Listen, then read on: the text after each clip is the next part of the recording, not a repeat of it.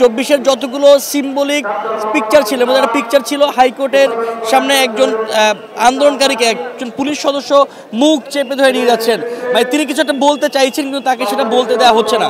তার মানে আমরা মনে করি যে 52-এর লিগাসি 24-এও বর্তমান ছিল এবং 24-এ 52 লিগাসি এবং 52-তে যেভাবে করে আমাদের মুখ বন্ধ করে রাখা হয়েছিল, আমাদেরকে বাংলা ভাষায় মাতৃভাষায় নিজেদের মনের মতো করে বলতে দেওয়া স্বাধীনতা দেওয়া হয়নি।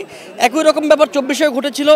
52-তে যেমন করে আমাদের পূর্বসূরীরা ফাইট করে স্ট্রাগল করে যুদ্ধ করে প্রাণ দিয়ে ভাষার স্বাধীনতা নিয়ে এসেছেন, ঠিক তেমন করে 24-এ আমরা দেখেছি 2000 শহীদ এবং এখনও যারা হসপিটালে কাতরাচ্ছেন প্রায় 30,000 আহতের অঙ্গহানি এবং তাদের জীবন তাদের নিজেদের স্যাক্রিফাইসের বিনিময়ে আমরা এই কথা বলবার স্বাধীনতা পেয়েছি। সুতরাং আগের বছরগুলোর যে 21শে ফেব্রুয়ারি শহীদ দিবসের যে উৎফুল্লতা, শহীদ দিবসের একই সঙ্গে যে ভাবগাম্ভীর্যতা, তার সঙ্গে এই বছরের একটা বিস্তার ফারাক আছে।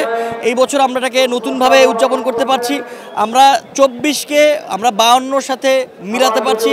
আমরা মনে করছি 52-এর শহীদেরা আমাদের উপর যে ভার অর্পণ করে গিয়েছেন, যে দায়িত্ব দিয়ে গিয়েছেন, 24 আমরা সেটা পূরণ করতে পেরেছি। এই যে 52 যারা শহীদ হওয়া যারা আমাদের প্রথম আমাদের চোখ খুলে দেয় এবং সেই পথ ধরে আজকে 2024 সালে 24-এর অভ্যুত্থান যে দীর্ঘ একটা জার্নি, সেই জার্নিটা প্রথম স্টার্ট আপ আসলে 1952-তে হয়েছিল এবং তাদের শহীদদের স্মরণেই এবং তাদের যে দেখানো পথ, সেই পথে আমরা নতুনভাবে একজন 16 বছরের ফ্যাসিস্টকে আমরা বিতাড়িত করেছি এবং আগামীতে 52 শহীদরা আমাদের যেই পথ দেখিয়েছেন সেটা আগামীতেও ছাত্র জনতা সেই পথে হাঁটবেন এবং নতুন ভবিষ্যৎ বিনির্মাণে আমাদের শহীদদের যে প্রেরণা সেটা যুগে যুগে বহমান থাকবে। এবং অবাধ এবং সন্ত্রাসী মুক্ত সম্পূর্ণ স্বাধীনতা, পাক স্বাধীনতা চাই, একদম সম্পূর্ণ ফ্রেশ একটা পিওর বাংলাদেশ চাই, যেখানে আমার মা বোনরা সচ্ছলে চলতে পারবে, আমাদের বাচ্চা কাচ্চারা সচ্ছলে চলতে পারবে, কোনো ভয় থাকবে না, আতঙ্ক থাকবে না, একদম সম্পূর্ণ স্বাধীন চাই বাংলাদেশ। 21-এর যে চেতনা, আমরা একটি অসাম্প্রদায়িক বাংলাদেশ যে বিনির্মাণ, মানে 47-এ ধর্মভিত্তিক রাষ্ট্র, জাতীয়তাবাদের ভিত্তিতে যে রাষ্ট্র গঠিত হয়, 52-র ভাষা আন্দোলনের ভেতর দিয়ে অসাম্প্রদায়িক চেতনার ভেতর দিয়ে কিন্তু আমরা সেই ধর্মীয় রাষ্ট্রকে আমরা খারিজ করে দিয়েছি। সুতরাং আগামী দিনে যে বাংলাদেশ, এই ফ্যাসিবাদ মুক্ত যে বাংলাদেশ, সেই বাংলাদেশকে অবশ্যই অসাম্প্রদায়িক বাংলাদেশ বিনির্মাণ করতে হবে এবং একই সাথে আমাদের সকল গণ আন্দোলনের চেতনা এবং মহান মুক্তিযুদ্ধের যে চেতনা, সেই চেতনায় শোষণ বৈষম্যহীন বাংলাদেশ বিনির্মাণে আমাদের সকলকে এগিয়ে আসতে হবে। ফ্যাসিবাদের কোনো বিধানকে মানা যাবে না এবং ফ্যাসিবাদের বিধান ভেঙেই গণতন্ত্র এবং মুক্তির সংগ্রাম করতে হবে। আজকে 24-এ যেটা হয়েছে সেটাও আমাদেরকে 21-এর অনুপ্রেরণা নিয়ে হয়েছে।